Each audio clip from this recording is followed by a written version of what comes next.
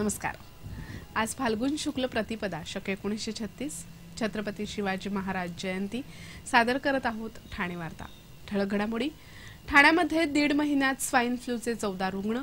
ठाणे महापालिका होणार ISO मान्यताप्राप्त आणि उत्पादन शुल्क विभागाच्या 2 अधिकाऱ्यांना 18 लाख रुपयांची लाच घेताना रंगेहात पकडलं। या आणि इतर घडामोडी विस्तृतपणे पण काही क्षणातच। ठाणे वार्ता पहा श्रीस्थानक वाहिनीवर। आता सकाळी 9:15 पासून रात्री 9:15 पर्यंत ठाणे वार्ता, ठाण्यातील पहिलं दृकश्राव्य माध्यम। श्रीस्थानक वाहिनी ठाण्याची स्वतःची वाहिनी। ठाण्यातील घडामोडी, कार्यक्रम, वादविवाद, अगदी गाणी, नाटक याचा आनंद घर बसल्या पहा श्रीस्थानक वाहिनी। आपल्या ठाण्याचं हक्काचं व्यासपीठ श्रीस्थानक वाहिनी। ठाणे वार्ता आता संकेतस्थळावर देखील ठाणेवार्ता.com वर क्लिक करा आणि ठाण्याच्या घडामोडी जाणून घ्या।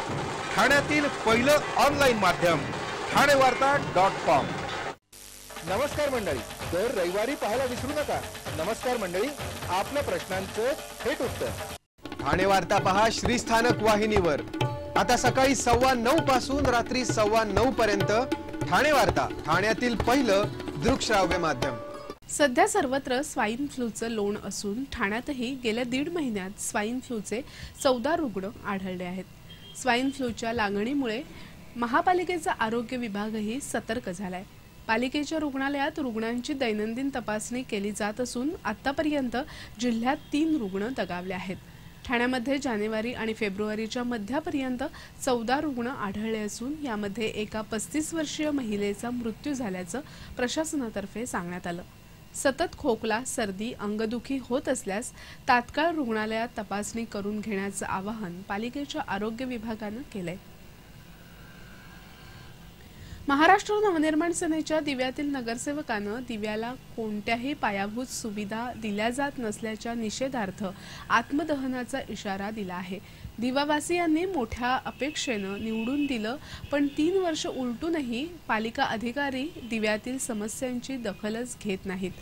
आम्हाला रंगमंदिर, तरण तलाव नको, पण केवळ पायाभूत सुविधा तरी द्याव्यात अशी अपेक्षा असताना कोणतीच कामं होत नसल्यानं मतदारांना तोंड कसं दाखवायचं अशा गर्तेत अडकलेल्या महाराष्ट्र नवनिर्माण सेनेच्या शैलेश पाटील यांनी पालिकेच्या या कारभाराला कंटाळून पालिका आयुक्तांसह पालकमंत्री एकनाथ शिंदे यांच्याकडे आत्मदहनाची परवानगी मागितली आहे। लोकप्रतिनिधींची अशी अवस्था असेल तर सर्वसामान्य नागरिकांची काय कथा असा प्रश्न यामुळे उपस्थित होतोय। ठाण्यातील दिव्यामधील प्रभाग क्रमांक 65 मधून महाराष्ट्र नवनिर्माण सेनेच्या तिकिटावर निवडून येऊन शैलेश पाटील यांना 3 वर्ष लोटली आहेत। दिवावासियांना मूलभूत सुविधा देण्याची मागणी करूनही पालिका प्रशासन लक्ष देत नसल्यानं नगरसेवक म्हणून जीवन जगण्यात काय अर्थ आहे। नागरिक अपेक्षेनं आपल्याकडे येतात, पण त्यांना आश्वासनाखेरीज काहीच देऊ शकत नाही।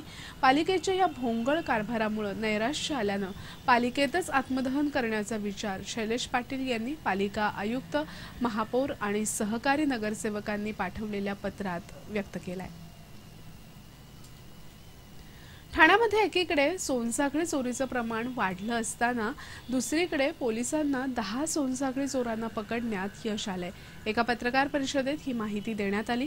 पोलिसांच्या कल्याण गुन्हे शाखेनं केलेल्या धडक कारवाईत 39 गुन्ह्यातील 678 ग्रॅम सोनं आणि वाहनासह 72 लाखांचा ऐवज पोलिसांनी हस्तगत केला आहे।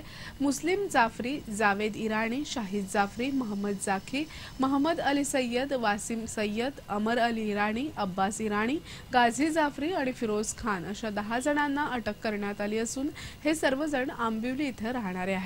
पोलिसांनी त्यांच्याकडून सोनसाखळीच्या 30 गुन्ह्यातील मुद्देमाल पळवलेल्या 6 वाहनांसह चोरीचे 3 गुन्हे अशा तब्बल 39 गुन्ह्यांची उकल केली आहे।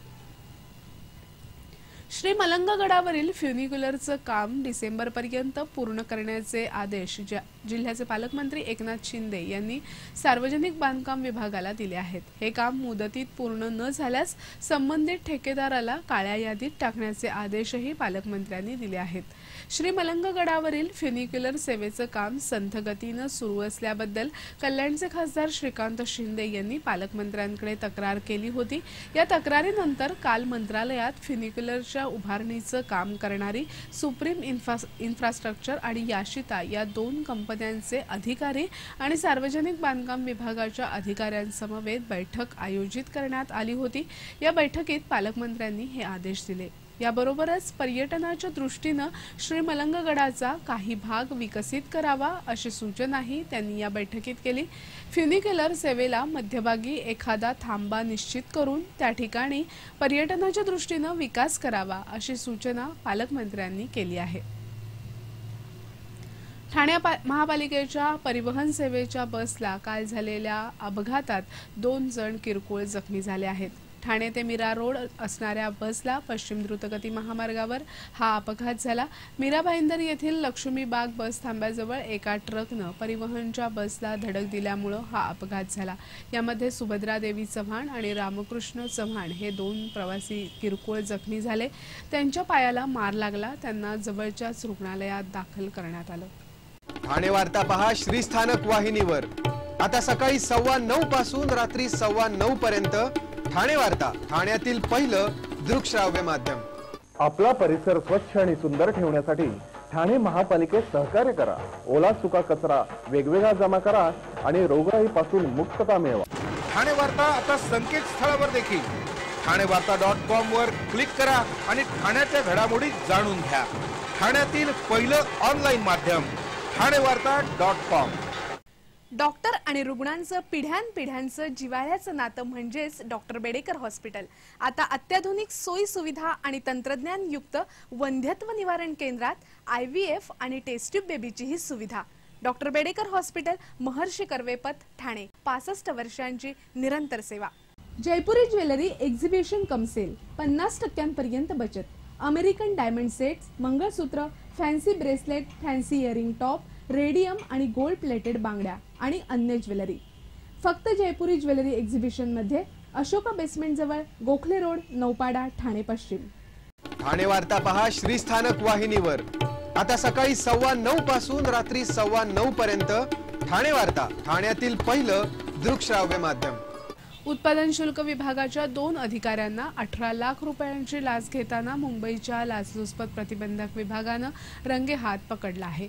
या प्रकरणातील तक्रारदारही उत्पादन शुल्क विभागात उपनिरीक्षक म्हणून कार्यरत आहेत। त्यांच्या विरोधात ठाणे लाचलुचपत प्रतिबंधक विभागानं 22 जानेवारीला एक गुन्हा दाखल केला होता। हा गुन्हा दाखल झाल्यामुळे त्यांची बदली आणि निलंबन होणार होतं।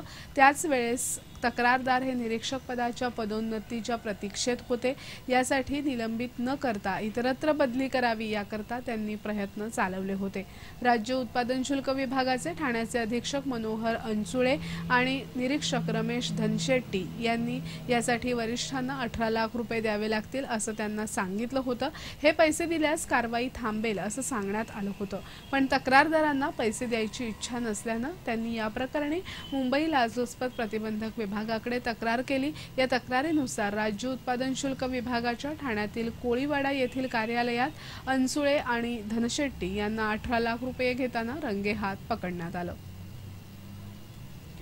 ठाणे महापालिका लवकरच ISO मान्यताप्राप्त महापालिका होणार आहे। ठाणे महापालिका आयुक्त संजीव जयस्वाल यांनी काल याबाबत सूतोवाच केलं। ठाणे महापालिकेचा अर्थसंकल्प पालिका आयुक्तांनी स्थायी समितीला सादर केला। त्यानंतर पत्रकारांशी बोलताना त्यांनी हे सूतोवाच केलं।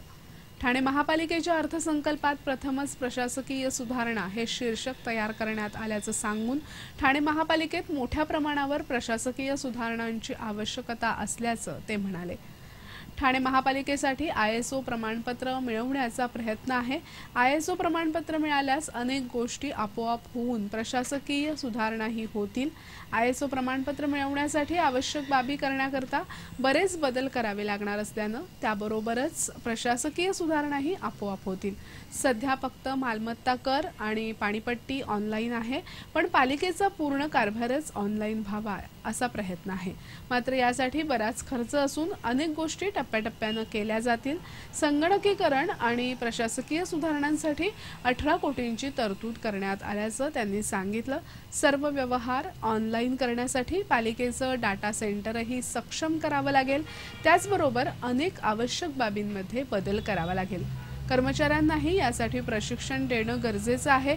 कर्मचाऱ्यांना प्रोत्साहन मिळावं म्हणून चांगलं काम करणाऱ्या कर्मचाऱ्यांना गुणवत्ता पुरस्कार देण्याची योजना असल्याचं पालिका आयुक्त संजीव जयस्वाल यांनी सांगितलं। ठाणे शहराला स्मार्ट सिटीचा पुरस्कार मिळाला असला तरी ठाणे सिटी स्मार्ट सिटी व्हावी यासाठी टप्प्याटप्प्याने विकास केला जाणार आहे। या अंतर्गत प्रथम टप्प्यामध्ये स्मार्ट सिटी सर्व्हेलन्स योजना राबवली जाणार आहे। ठाण्यातील महत्त्वाच्या ठिकाणी स्मार्ट सिटी सर्व्हेलन्स अंतर्गत क्लोज सर्किट कॅमेरे लावले जाणार आहेत। पोलीस आयुक्तांशी या दृष्टीने चर्चा झाली असून पोलिसांशी समन्वय ठेवून ही योजना आखली जात आहे। स्मार्ट सिटी सर्व्हेलन्स अंतर्गत कॅमेऱ्यांचा नियंत्रण कक्ष पोलिसांकडे ठेवला जाणार असून सध्या त्याचा अंतिम आराखडा तयार केला जात आहे। शहरातील नागरिकांना सार्वजनिक ठिकाणी सुविधा पुरवण्यासाठी CSR अंतर्गत यातून निधी उभारला जाणार असल्याचं पालिका आयुक्तांनी सांगितलं। छत्रपती शिवाजी महाराज यांची आज शासकीय जयंती साजरी झाली।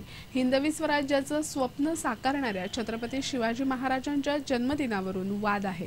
त्यामुळे शिवप्रेमी तिथीनं शिवजयंती साजरी करतात, तर शासनाच्या नोंदीनुसार शिवाजी महाराजांचा जन्म 19 फेब्रुवारी रोजी झाला असल्यामुळे शासकीय पातळीवर 19 फेब्रुवारीला शिवजयंती साजरी केली जाते। शासकीय पातळीवर शिवजयंती साजरी होत असल्यामुळे आणि यात शिवसेना तसंच शिवप्रेमी मंडळींचा सहभाग नसल्यानं शिवजयंतीत तितकासा उत्साह दिसत नाही। आजही छत्रपती शिवाजी महाराजांच्या पुतळ्याला पुष्पहार अर्पण करण्यापलीकडे फारसा कोणताही कार्यक्रम आयोजित करण्यात आलेला नव्हता। दरवर्षीप्रमाणे यंदाही मासुंदा तलाव येथील छत्रपती शिवाजी महाराजांच्या अश्वारूढ पुतळ्याला पुष्पहार अर्पण करून शिवजयंती साजरी करण्यात आली।